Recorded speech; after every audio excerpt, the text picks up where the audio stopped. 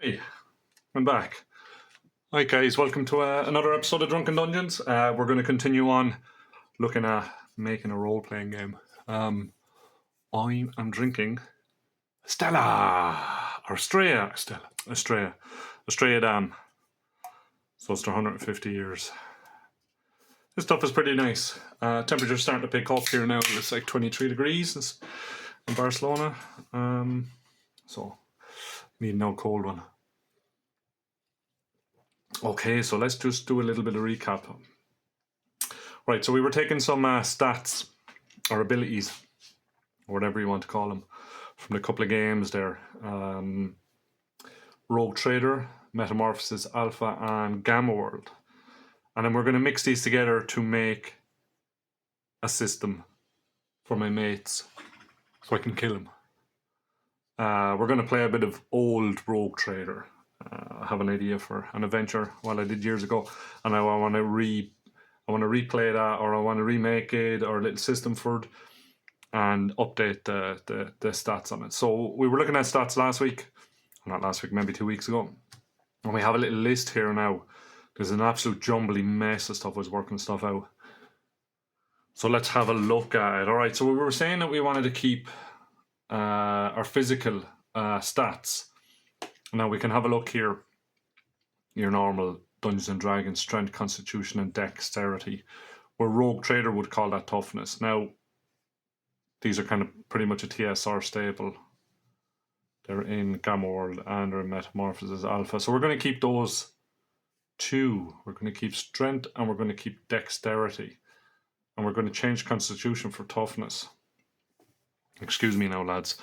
I'm going to just do a bit of writing here. But I'm dyslexic, so if I spell anything, just you can correct me in the comments. So we got strength, we got toughness. I'm already forgetting how to spell stuff. And we have dexterity. So our strength is going to affect what we can lift. So weight. And it's going to affect weapon damage. Weapon damage now of melee weapons. Okay, so our toughness.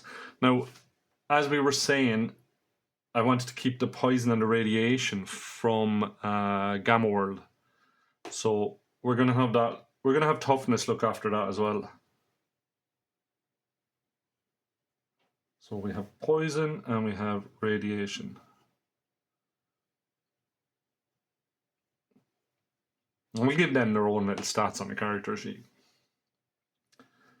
So after that, then toughness is also going to look after hit points like constitution. And what we were speaking of is the number that's in your toughness or your constitution, your ability score. That's going to be the amount of D6s you're going to roll for hit points. Now, I was playing around with the idea of making it a D8, kind of averaging it across the whole board. So we're going to play test that, and we're going to see which one kind of works better. Like, what do we like? Because we still have to figure out how we're going to deal damage. So let's just note that down there, or hit dice. Yeah, we'll call them hit points. Okay. And that would be the amount of the number. All right. Okay, so our dexterity. This is going to possibly affect some sort of armor class. I'm not going to do armor class in the typical sense. So, Jesus, drinking coffee before fucking beer is not good for you. So dexterity is going to look after armor class. Now we're probably not going to do armor class in the normal sense of it. We're probably going to have a look back into Gamma World and Metamorphosis Alpha and work on that. We're probably going to... I'm really thinking of sticking with the way Rogue Trader deals with it. Which armor class will be like, let's say, a damage reduction.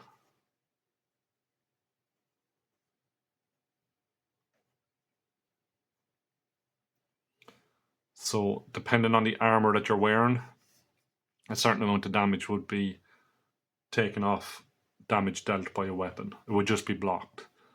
So that brings us on to our 2 basic attack skills. We're going to go with the weapon skill.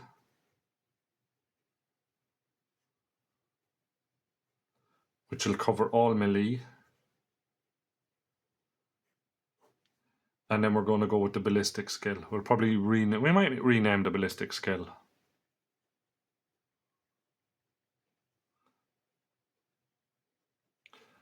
And that's going to go with all ranged. Now, these 2 skills and weapons you'll be able to use are going to come in under your intelligence. So that's the next lot of stats down that we're going to look at. So I know we were saying that we were going to keep the player's intelligence. And what I mean by that is like the player themselves are going to dictate the intelligence of the character. But what I want to do is I want to keep a number here for intelligence that allows some sort of pluses. We just put down +8 here for some arbitrary fucking number. For when you find technology, okay, of how do you deal with it? Remember we were saying we were going to do something with a matrix. So depending on the technology level, we could have maybe 3 or 4 technology levels, you know? We'd have like your fucking Stone Age stuff. You know, something that you could easily put together or anybody would know. A stick, okay? How do you figure out how to work a stick?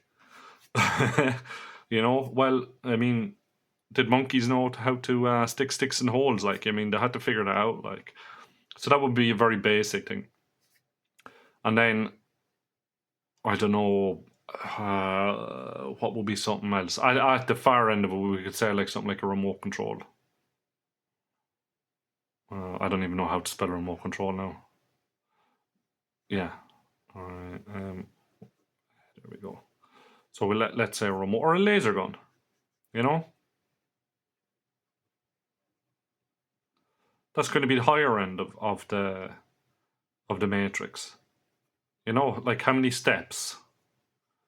Or do we just 10 steps, 2 steps, in between for the variant levels of it? Anyway, your intelligence is going to give you bonuses to the rolls. So higher is always better as you're working your way through a matrix. So you start off at 1, at 4. I'll put a yoke of a matrix. No, actually, I'm not going to, because I'm going to try and keep these as. I'm going to try and keep these as edit free as possible because I just have too much work on. Do you know? You remember the matrices anyway, and then you would work around the matrix, and you'd start off somewhere, and then you finish. And then the more complicated an item is, or the more parts of the item, or more technological it is, the more of these little things it is. Higher your intelligence, the easier it is for you to work your way through this matrix, okay? A lot of this stuff can be done on off time. Do you know, maybe you don't need to make rolls on off time. Maybe you just need to make rolls because, like, oh, I really need to use this fucking bazooka quickly. I need to figure out how it works off. Oh, I blew myself up. All right, game over. You know, or something to that effect. So that's what we're going to use the intelligence for. Okay, so that's the main point of the intelligence stat. Okay. Now, the next one after that is going to be willpower. But willpower is going to be... So willpower is going to be like... Okay, so willpower, it's not going to be like wisdom, okay, for a start. Wisdom is going to be the player's...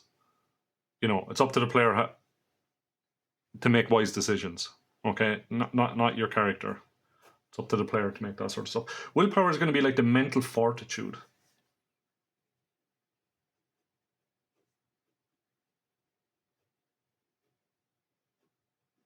So when you're dealing with like psychics, you know, or people with psychic abilities, it's like you're going to be like your mental armor class. You know, how much you have in your reserves. You know, do you, if you take too many chems, are you going to be able to give them up? Are you going to become a junkie? Okay. Are you going to get addicted to Black Lotus?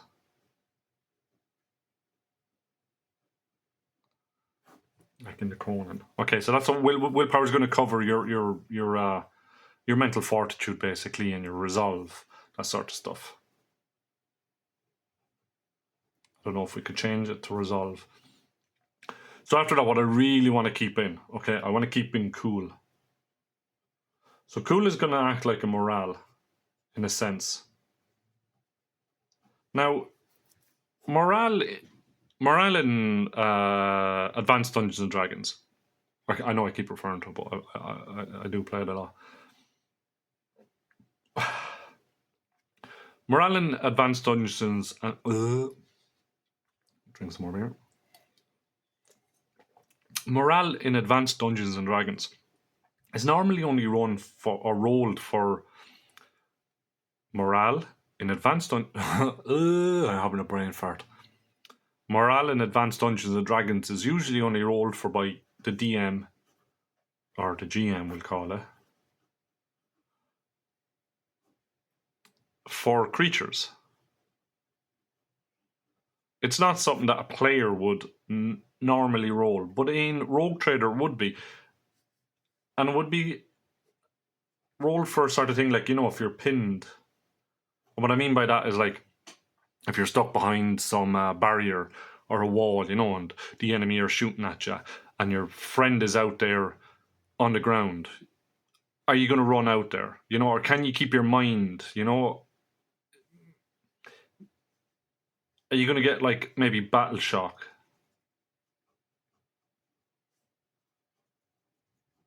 Now that could also affect willpower. So maybe the two of these are almost the same in a sense, like, but I just love the word. I love the word cool. So maybe we can just keep this as a mental fortitude, and anything then that would roll from that, you know, that would might, you know, like let's say a fear effect, you know, cool would be rolled for that, like battle shock.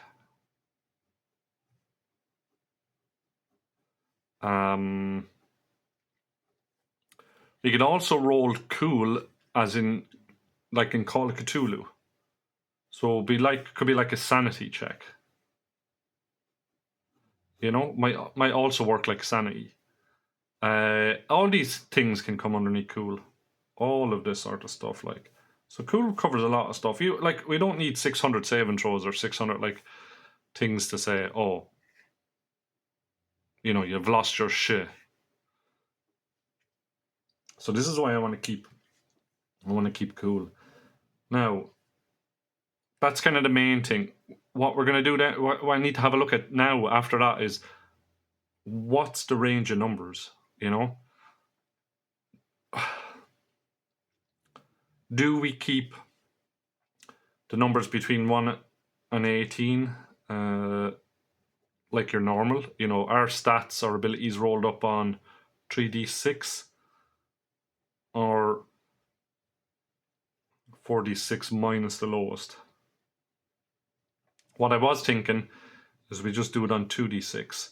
So we keep it kind of a little different. But then we have to look at what rolls, what, you know, what dice are we rolling then for successes. You know, our rolls going to be made on 2d6, or are they going to be like our normal 18s, or they're going to be rolled on 1d20? Do you know? So you can see that there's always an automatic 10%. Is it 10% failure on that? But if you do it on this, and you have 12, well then there's always there's a chance you're never going to fail. So we have to have a look at that. Like, our stats rolled on 1 dice, and do we roll 2d10s maybe, or do we just stick? So we might go with something like this. But then again, I like the idea of having a number 2 to 12, 2 to 12, 2 to 12, which is like a 9% rate. I'm starting to babble here now. This is some maths I was doing last night. I mean, you always need to check this sort of stuff, like, what's the percentages? What's the math on a success? You can just do the easy, what D20 system, or what's already done. That way you don't have to work the maths out. But when you're looking at a whole new dice, when you're looking at a new dice thing, then you need to work the maths out. So this might be the better way. There's no real thinking in here. Now, after that, after deciding on this, you know what? Let's just call it now. Let's just say we're going to go on the 3d6, or either one of these, okay? Let's say it's the 3d6. So the stats are 3d6 the whole way down the line. So that would be for strength, dex, toughness or touchiness, toughness. But your weapon skill and your ballistic skill, they need to be worked out differently. Although we could just roll it the same. We could just keep this the whole way across. What I was looking at now when I was like fucking reading books last night, because these are going to be versus rolls. So weapon skill is going to be versus your opponent's weapon skill, and ballistic skill is going to be versus your, I think my idea for that was your dexterity. So ballistic skill is a little different. Obviously, it's a lot harder to hit a moving target who's fucking jumping and rolling around the place and pulling backflips and all this sort of shit, like. So these would be a versus. So the idea with that was, let's say weapon skill. Let's just write down some numbers here. What I have here. I'm going to explain what I have here is probably a little bit better. So we had 6 in each. Okay, because we have 6 in each, and I was working on a 2d6 system at the time, I was thinking the average number would be 6. So because you're opposing the 2 6s, you need 6 or better to hit.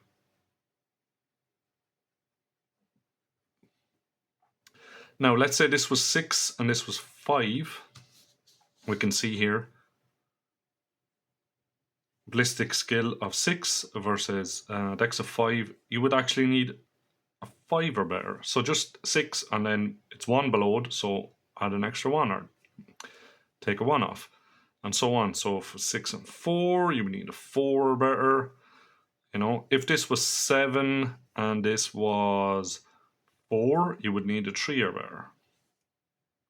Just the difference between the two from a 6 downwards. Now, if it was the other way around, if this was 4, everything's not very well thought out, drawn, but like if your BS was 4 versus a dex of 7, well, then you would need 6 plus the difference between the two, which is a 9 or better on a 2d6. Okay? Which is doable. So this is the idea of keeping it on the 2d6s. That's why for the fighting thing it will work out a little bit different. So maybe we might keep these. Maybe we might keep this on a different system and not actually have it roll a 3d6. and just have the 3d6s for these and these. And that way then we can work out a different skill system. I don't really want to do a skill system for this because it's not the game's not going to be kind of based around skills. It'll be, yeah, more around fighting. Let's say if we done that the other way around. Let's say we done it on a 3d6 system, okay? And we just do weapon skill versus weapon skill. Pretty much the same rolls. Okay, and let's say we rolled 12 with one lad and 9 with another lad. Do we keep it as a 6? 6 or better on a d20. You can already see that this is a 50% chance here on this, and this is below 50%. This is like to hit on this. If you were to do the math on it, is -3. So we would need 3. Person would need 3 or better. Rolling on a d20. You can work that out yourself. I mean, it's a very easy hit then, isn't it? With a 6. So maybe then we can do that, like, we can change this number to a 10. So if numbers are equal, it's 50% chance. So if you have a 12 versus a 12, it's 10. Okay, 10 or better to hit.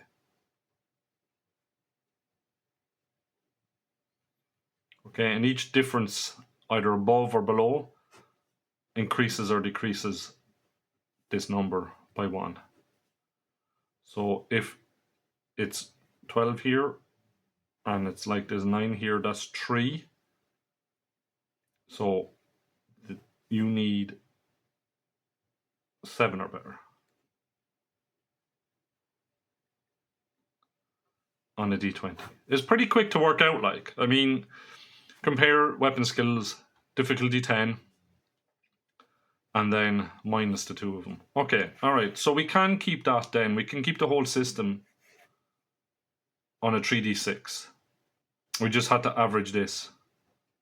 50% chance. Equal skills, 50% chance. And then we up and minus it. Now, I mean, like, look, if it's like, for some reason, weapon skill 18 versus a weapon skill of, let me just move this up a little bit so we don't lose it on the camera. Of what's the lowest on that is 3. What's that? That's 15 in the difference, isn't it? So it's 10 minus 15 is like -5 on a d20. So look, are we going to keep fumbles on a 1? So that means that you need a 2 to hit. Now, I think that's a very acceptable roll. That's like a fighter in, just to put it in layman's terms, AD&D terms again, that's like a fighter with attack of 2. It was like a, what's that, 19th level fighter. But we're not level dependent. This isn't going to be level dependent. The game is not level dependent at all. Okay, let's just flick it over. We can take some more notes here as we're brainstorming. So, what are we going to do for levels then, and bringing stuff up? We'll have a look at that in the next one. We'll get this laid out properly. We'll do up some tester characters. Okay, we'll roll up some stats.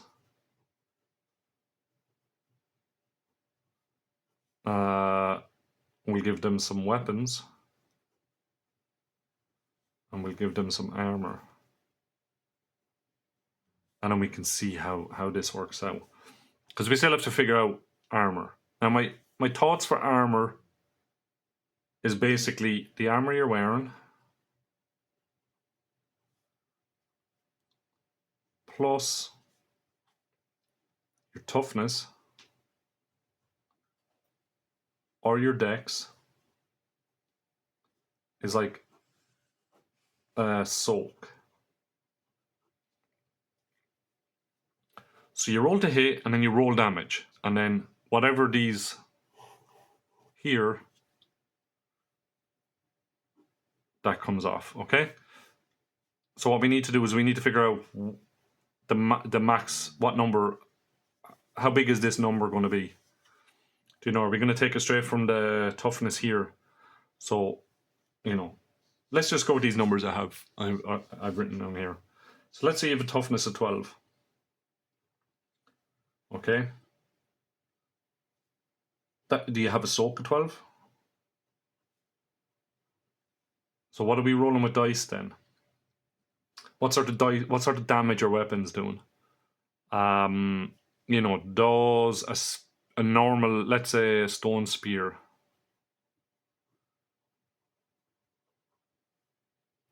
does a stone spear do 2d6 points of damage? That's 12. You know, that's soaked automatically then. Or do we half this number? So this is what I was looking at. We're doing some maths over here. So that would be just a 6. You know, you should be taking some sort of damage from this anyway. I don't know if I'm a fan of this completely. Soaking all damage on a successful hit. You know, should Dex go to the weapon skill, or is weapon skill derived from Dex? Or does Dex have anything? Like, why are we rolling Dex then, you know? So it's getting a bit off. All right, so there's just some things we need to tidy up on that front. Yeah, so what we need to figure out is damage. Oh, I'm spelling things backwards. Damage of the weapon.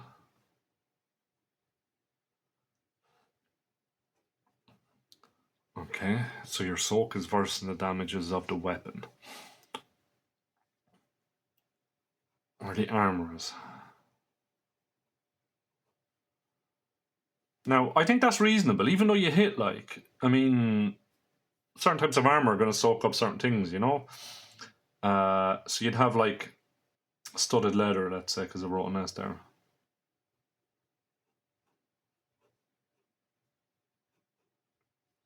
You know, do we just give that a tier? That's not how we spell tier, but anyway. Or that's a different tier. Do you know, so we have tier 1 armor, tier 2 armor, tier 3 armor. This is the sort of stuff, this is what Gamma World deals with, this sort of thing. And we can see there, if we just have tier 1 armor, bloody blah is tier 1 armor. Tier 1 armor maybe has a soak value of -1. Do you know? Tier 2 armor has a soak value -2. And we can do that then up to the -10. So we have 10 tiers of armor and up to 10 on that. Well, that would still suggest then that, you know, a stone spear versus someone, let's say, in full plate. You know, you're not going to do anything. Or a knife, 1d6 knife. Until you get somebody, let's say, completely 100% prone, or something that would give you pluses, that would get yourself into a situation where these would be minus. So you could say situational modifiers take from this, right? This is all just me now mumbling and things getting messy now at this stage, I feel. But yeah, so we're going to, yeah, I think tier armor is probably the best. Okay, all right. I'm going to stop here because this is a lot of rambling. So let's go back and just note down what we're going to have ready now for the next time. Let's have 2 characters.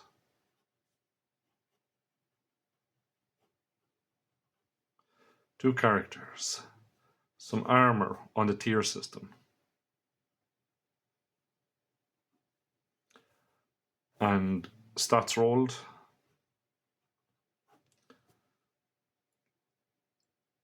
Let's do them on the 3d6.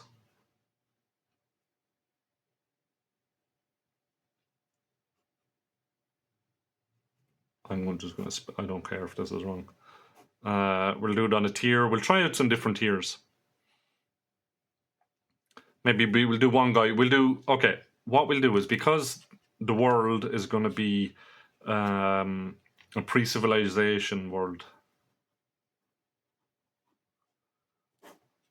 It's going to be like Metamorphosis Alpha kind of setting, but it's actually going to be on a pre-civilized world, so more like a tribal world. You know, where people are still going around in small tribes and that. So we can do one of these characters as a tribe member.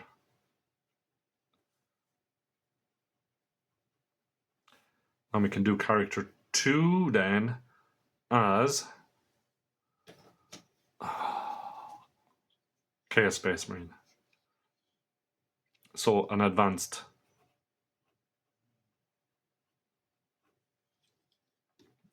civilization.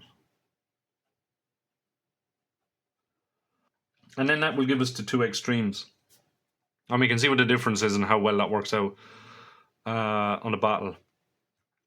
All right. I'm going to put these notes up on the Patreon. I'll tidy them up a little bit if you want to have a look at them. And I'll probably put the character sheets up there as well. It might be tomorrow or maybe sometime during the week. But yeah, they'll be up on it. And then you can have a look on it. And guys, the Patreon is free. You don't need to sign up to it. And you can leave some comments on that. And you can give me some input on this. I know I'm probably rambling along the place, but maybe you've seen something and you've come up with an idea there as I was talking a lot of bollocks. And I don't know. Maybe this is just a load of rubbish to either. Or maybe you're getting something out of it. Yeah, or maybe you're getting something out of it, which is cool. I really like doing this sort of stuff. This is my sort of jam, like figuring out, why these things might work. Are they going to work? Are they going to be too unfair? Are they meant to be unfair? Are they balanced? All right, so let's move on to some other stuff. Woohoo! Let's see what I got during the week. I got a couple of bits and bobs during the week. For anyone that backed any of the Kickstarters sort of stuff. Knights of the Fifth Dimension, I got that last week. I sent it out to backers. So if you backed it, your code should be in your email. And have a look. I looked down through this now. Everything is looking pretty good. I'm really liking the maps. Maps came out lovely, printed out lovely. Like, so this adventure is the 3rd part of the Red Cover series. People head off to the city of Kor, which is in hell. It's the Sumerian version of hell, or Mesopotamians, I think as well. So these adventures go from the city that they're based in, and try and steal a gem at a ball. They get hired to do so by a paladin of all things, and then they end up being invited to hell. You can see some of the monsters here, and some of the magical items. Those are magical items. Some new monsters, time fleas, Psycho Brain Slug. This is the big bad guy. Well, one of the main creatures in one of the sections of it. And then you get to fight Nurgle, got a disease. Although you'll have to check out the adventure for that. I'm not going to ruin it for anyone who might be playing it. Don't pay me any attention. Just get your DM to pick it up. Say please, Mr. DM. Some new wizards in there. New wizard cabal, which you could stick into your own game. I mean,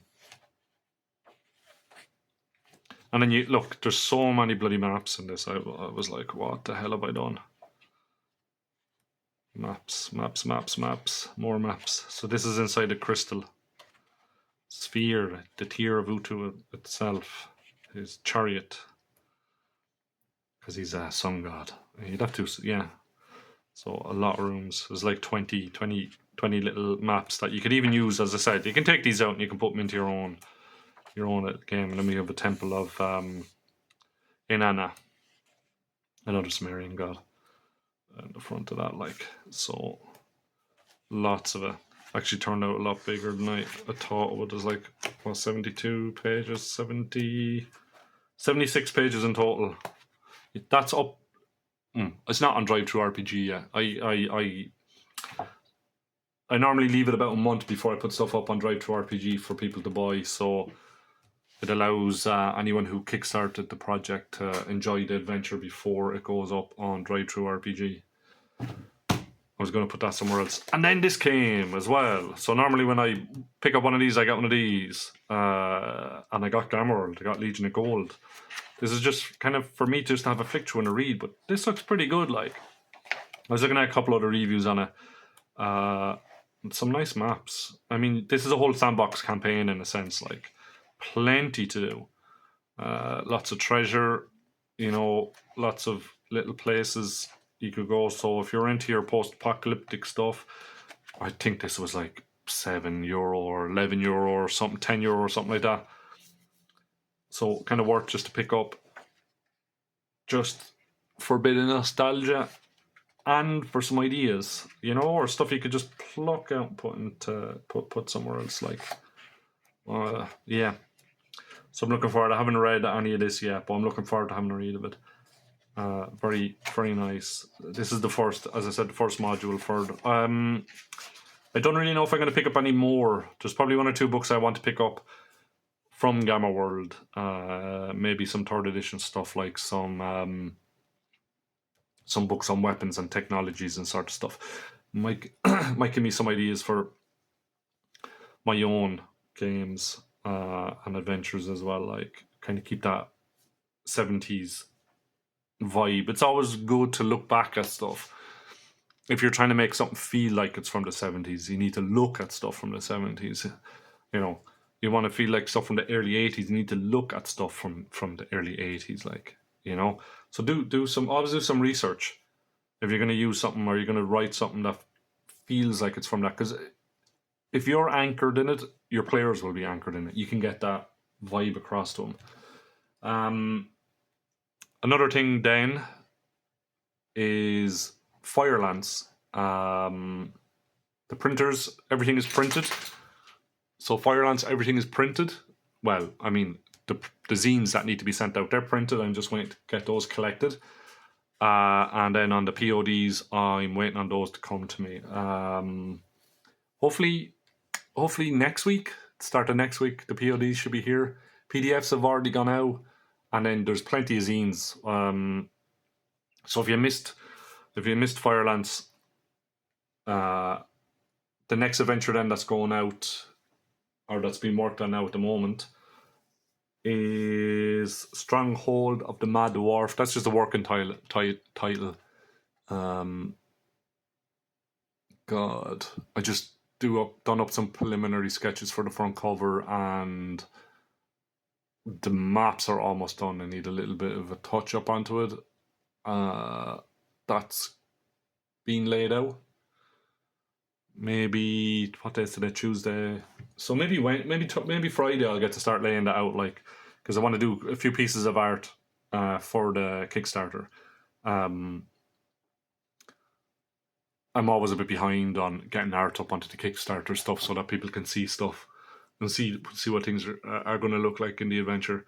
So I really want to get that done, because I think that's the main thing that people like to see. Obviously, you want to see what the adventure looks like before you buy it or kickstart it. So, all right, guys, look, I'm going to try and keep these to every 2 weeks or week. So, look, if you're interested in it, give us a follow.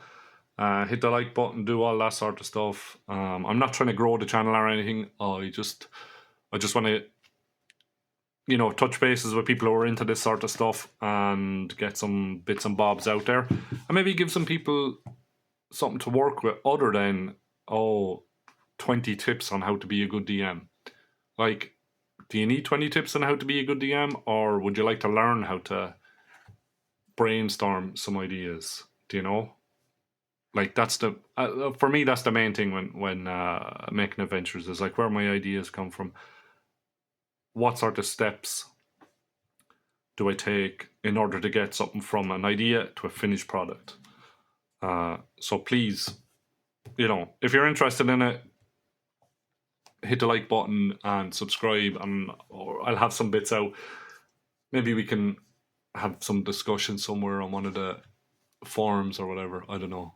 All right, so guys, thanks very much for joining me, and sorry about the rambling, and we'll see you in a week or two. All right, bye.